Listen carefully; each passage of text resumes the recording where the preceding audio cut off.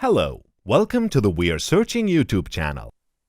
In this video, I'm going to show you how to permanently delete your Facebook account.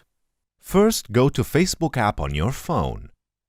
Click on the icon with three lines under the message icon you see in the upper right. Then tap on the Settings button from these different options that appear. To continue temporarily deactivation process, tap on Account Ownership and Control button. Go to the Deactivation and Deletion section. Make sure Delete Account section is marked and tap on Continue to Account Deletion button. You can choose one of these reasons about why you're deleting your Facebook account. Then tap on Continue to Account Deletion button again. Before you delete your account, you can download your post archive by tapping on Download Info button.